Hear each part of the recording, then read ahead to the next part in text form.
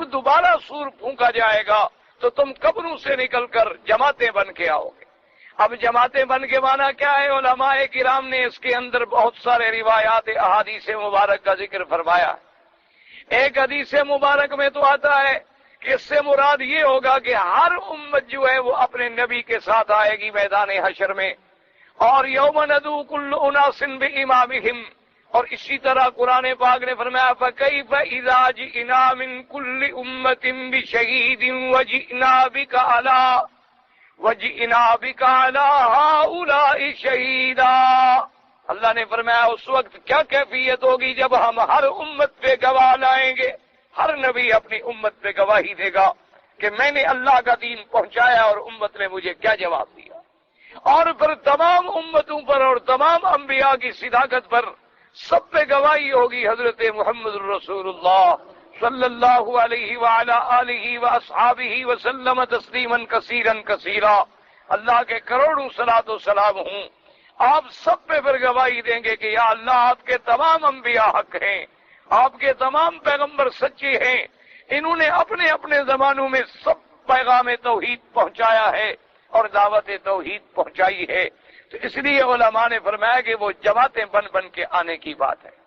اور اسی طرح پھر یہ بات بھی یاد رکھیں کہ ایک روایت مبارک میں یوں آتا ہے کہ جب قیامت کے دن جماعتیں آئیں گی تو ان کی کیفیت کیا ہوگی، یعنی ہر امت پہلے علیحدہ ہوگی۔ کیا مانا؟ نوح علیہ السلام کی امت علیحدہ ہے، ابراہیم علیہ السلام کی امت علیحدہ ہے، موسیٰ علیہ السلام کی امت علیحدہ ہے، عیسیٰ علیہ السلام کی امت علیحدہ ہے، اور حضرت محمد الرسول اللہ خاتم الانبیاء والمرسلین کی امت جو ہے علیحدہ ہے صلی اللہ علیہ وسلم۔ اور یہ امتوں کی تقسیم ہو گئی۔ پھر ایک تقسیم اور ہوگی، وہ تقسیم کیا ہوگی کہ ہر امت کے اندر پھر مومن جو ہے وہ علیحدہ ہیں اور کافر جو ہے وہ علیحدہ ہیں۔ اسی طرح پھر مومنوں کے بھی درجات ہوں گے کہ مقربین جو ہیں اعلیٰ درجے والے وہ علیحدہ ہیں، ان پر دوسرے درجے والے وہ علیحدہ ہیں، تیسرے درجے والے جو ہیں وہ علیحدہ ہیں۔ ایک تقسیم پھر آخر میں ہوگی، کیا مانا کہ اللہ تبارک و تعالیٰ دو گروہ بنا دیں گے، فریق فی الجنت و فریق فی السعیر۔ ایک مومنین کا گروہ ہوگا، یعنی تمام دنیا کے اپنے اپنے وقت میں ایمان لانے والے ایک طرف ہو گئے، اور تمام دنیا میں کفر کرنے والے جو ہیں وہ ایک طرف ہو گئے۔ اسی طریقے سے ایک حدیث مبارک میں آتا ہے، ایک صحابی ہے حضور پاک صلی اللہ علیہ وآلہ وسلم کے، انہوں نے روایت فرمائی ہے، انہوں نے فرمایا کہ پھر یہ بھی دیکھیں کہ فتاتون افواجا، کہ وہ جو جب جماعتیں قیامت کے میدان میں آئیں گی تو ان کی تین کیفیات ہوں گی۔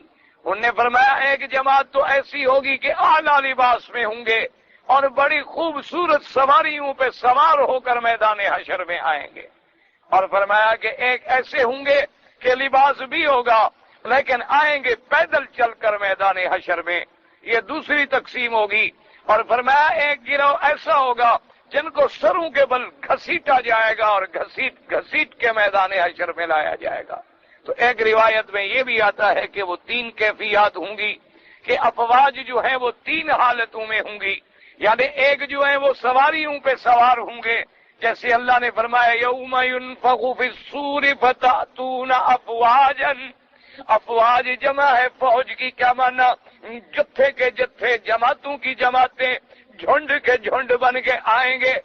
اور ایک حدیث پاک میں آتا ہے، وہ بھی صحابی نے روایت فرمائی، انہوں نے کہا کہ تقریباً میدان حشر میں جب لوگ آئیں گے ان کی کیفیات کے بارے میں ذکر آتا ہے کہ وہ 10 قسم کی کیفیات ہوں گی، یعنی 10 قسم کے انواع و اصناف ہوں گے۔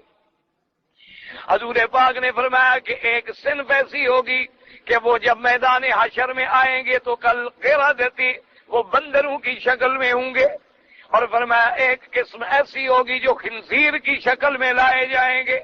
حضور صلی اللہ علیہ وسلم نے فرمایا کہ بعض اصناف ایسے بھی ہوں گے کہ جن کو اللہ تبارک و تعالیٰ قیامت والے دن بھی بندروں کی شکل میں کھڑا کر دیں گے۔ اور فرمایا وہ کون لوگ ہیں؟ فرمایا وہ قطات ہیں جو چغل خور ہیں، لوگوں میں چغلیاں کھاتے رہتے ہیں، اس کے خلاف اس کے خلاف اس کے خلاف، ان کو اللہ تبارک و تعالیٰ یہ سزا دیں گے۔ اور اسی طرح آیا کہ خنزیر کی شکل میں وہ آئیں گے کہ جو حرام کھانے والے ہیں، کہ رشوت ملتی ہے تو کھا رہے ہیں، سود ملتا ہے تو کھا رہے ہیں، لوگوں کو دھوکہ دے کر ان کے مال حاصل کر کے کھانے والے جو حرام پہ پلنے والے ہیں. چونکہ خنزیر بھی ایک ایسا نجس العین جانور ہے کہ جو بنا بھی آتی ہے وہ بھی ہڑپ کرتا ہے، اور اس کے نزدیک بھی کسی اچھے اور برے کی کوئی تمیز نہیں ہوتی. اور اسی طرح حضور پاک نے فرمایا کہ ایک گروہ ایسا آئے گا کہ ان کی زبانیں سینوں پہ نکلی ہوئی ہوں گی اور ان سے ایسی بدبودار مادہ بہ رہا ہوگا کہ وہ پورے میدان حشر والے اس بدبو سے تنگ آ جائیں گے. اور فرمایا یہ میری وہ لوگ ہوں گے ہر امت کے جو بڑے بڑے واعظ تھے، بڑے بڑے قصہ گو تھے اور بڑے بڑے تقریریں کرنے والے تھے، لیکن لوگوں کو تقریر کرتے تھے اور خود عمل نہیں کرتے تھے. لوگوں کو دعوت دیتے تھے اعمال صالحہ کی، اور ان کے اپنے اعمال جو ہیں ان سے شیطان بھی شرماتا تھا.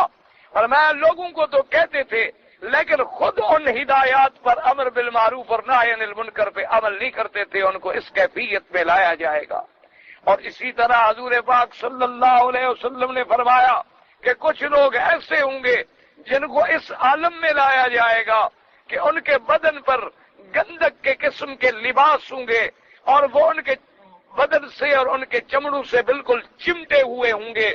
اسی حالت میں فتأتون افواجا، اسی حالت میں وہ جماعتیں میدان حشر میں حاضر ہوں گی. حضور صلی اللہ علیہ وعلا آلہ واصحابہ وسلم تسلیما کثیرا کثیرا نے مختلف افواج کا ذکر کیا ہے کہ ان کی مختلف کیفیات ہوں گی. اسی طرح آتا ہے کہ پھر ایک تقسیم ایسی بھی ہوگی میدان حشر کے اندر.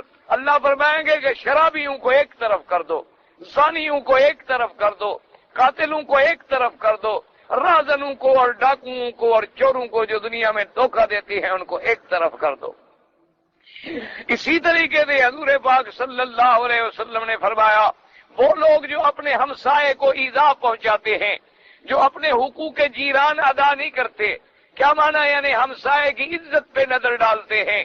ہمسایہ نعوذ باللہ اعتبار کر کے غریب چلا جاتا ہے کہ چلو جی میں ذرا مسافر ہوں، سفر پہ جا رہا ہوں، اور ہمسایہ اعتماد کرتا ہے کہ میں ڈیوٹی پہ جا رہا ہوں، لیکن اس کے عدم موجودگی میں وہ اس کی عزت پہ نظر ڈالتا ہے یا اس کے مال پہ نظر ڈالتا ہے یا اس کی جائیدادوں پہ نظر ڈالتا ہے.